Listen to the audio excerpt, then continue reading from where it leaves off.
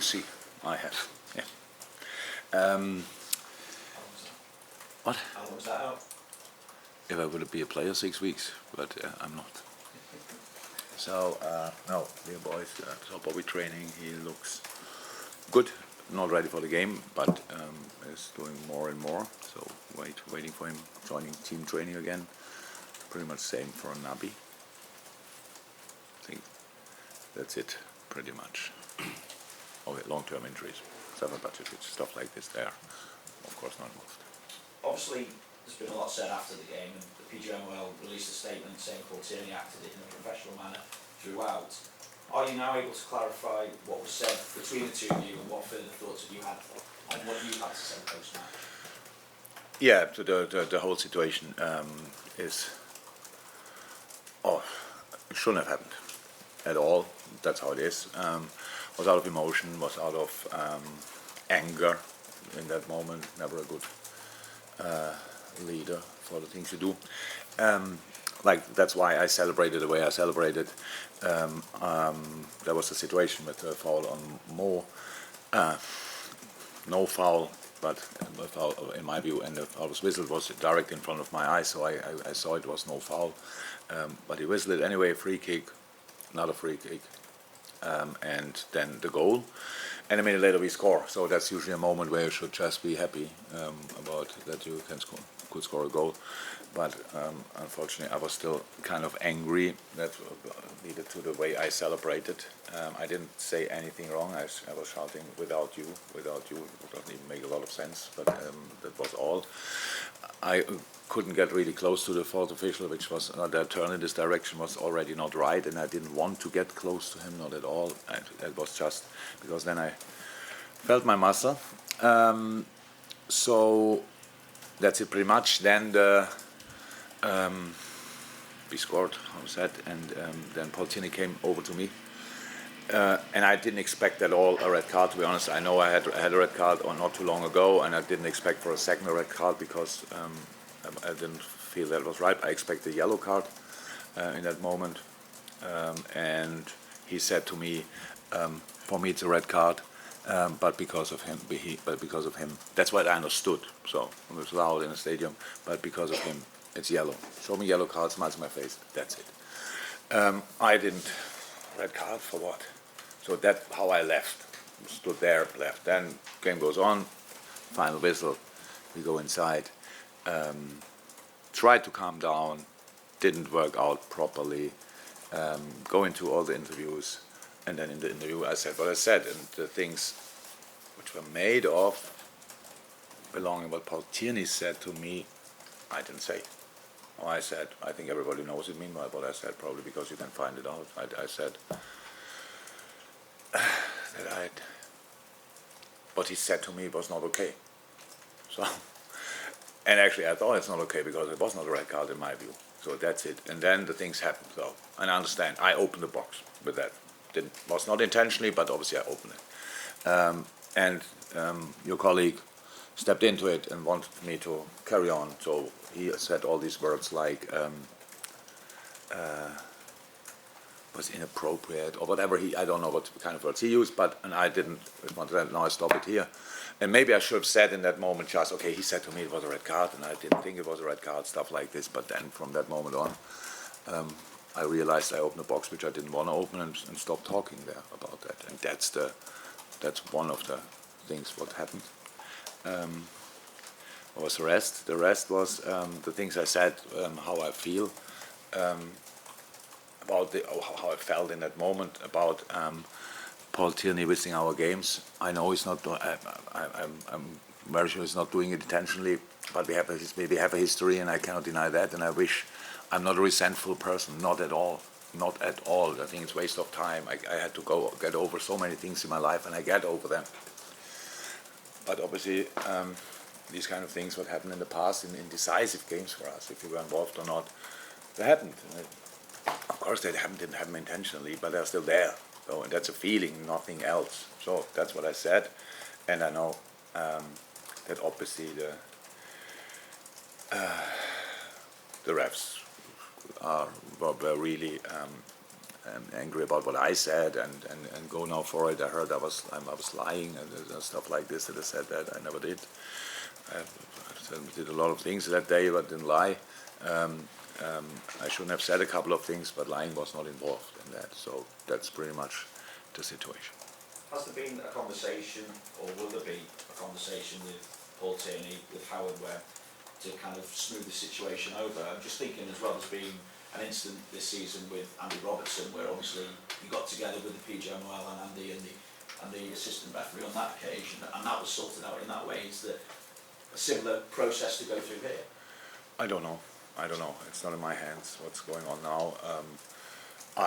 We won a football game 4-3 in a very spectacular manner, and the only headlines we had, I created, and I really regret that. It's absolutely not necessary, and that's really not how it should be.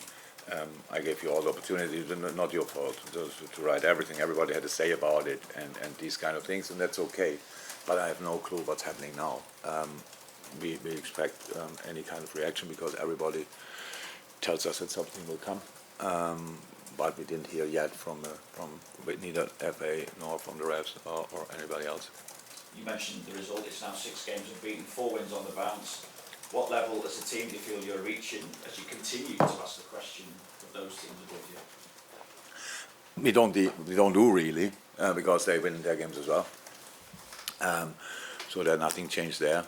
For us important, I think the last game showed pretty much everything.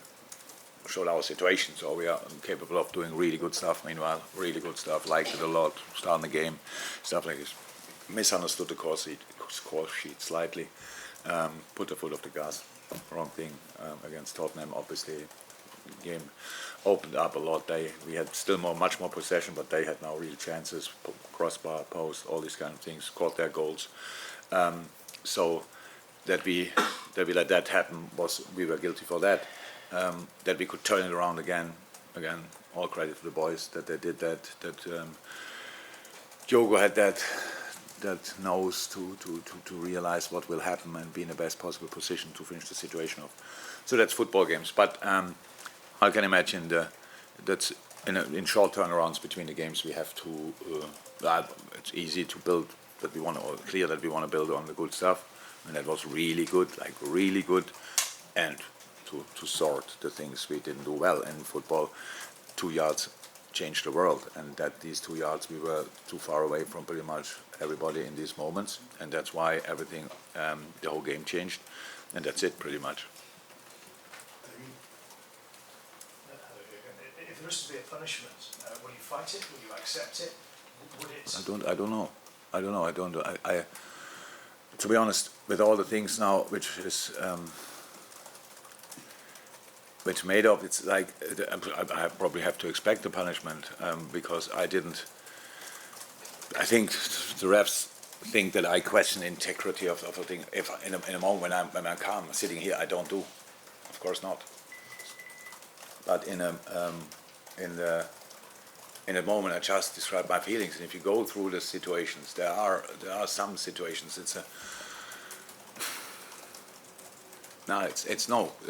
Probably. Funny enough, the red card I received against City was pretty much the same spot, same player. Mo Salah involved there. Bernardo Silva, clear foul. Everybody probably in the stadium thought that's a foul. No, we don't whistle it. Carry on. Now everyone in the stadium thought that's no foul. Oh, we whistle it. What's that? So you see it probably. If it's on the other side, I don't see it. It's not that I'm in each situation a game on the tree. So and go mad or whatever. I cannot say anything about it. So we have to wait what they will come back with. 2 more, Diaz back as scoring a goal. An emotional What a goal. moment for him. Yeah. What are your thoughts on that? Great, super. Already the game before when he came on, it was a really nice watch.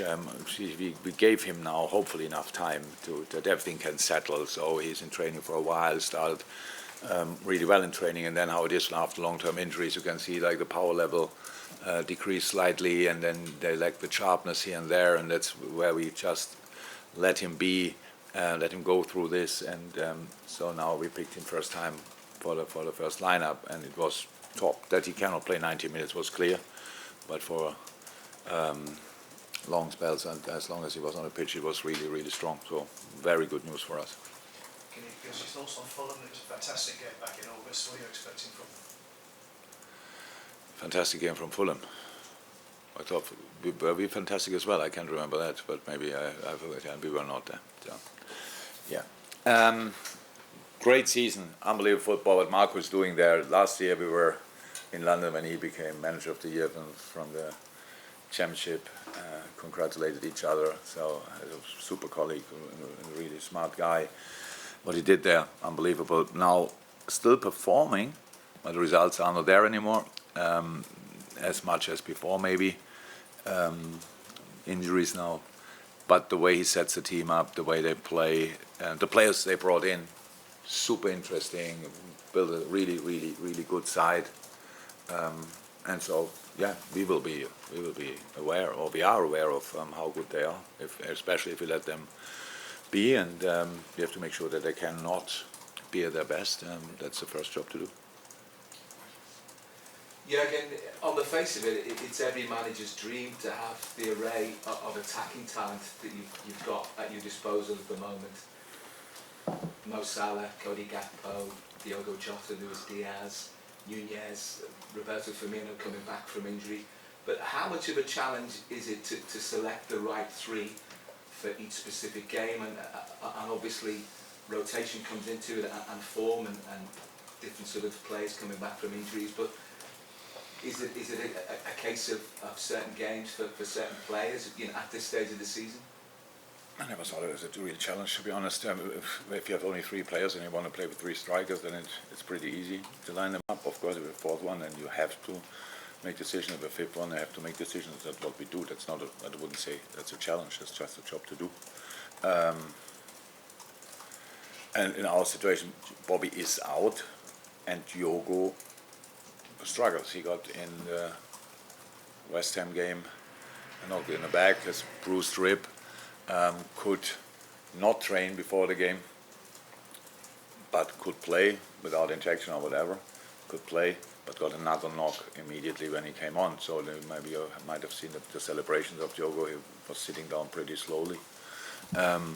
So didn't train since then. So that's one. It's a doubt. We asked about injuries. Forgot that. He's a doubt at least, but I hope he can recover until tomorrow night.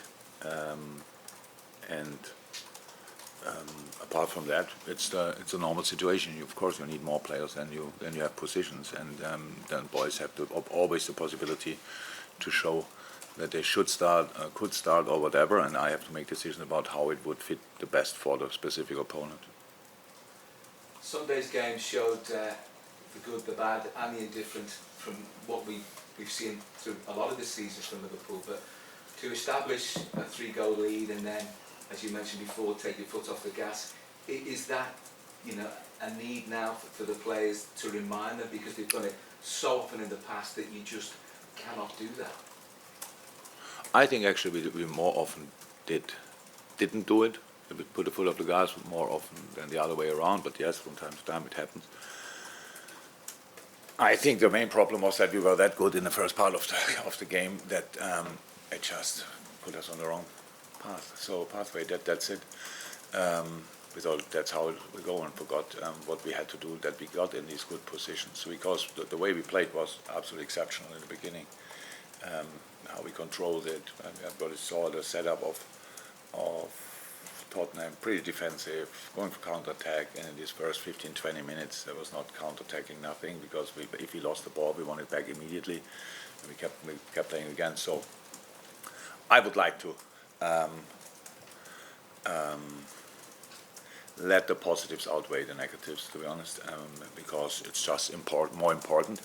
The negatives were obvious as well, but we didn't do right, but and that we have to do that well is clear. But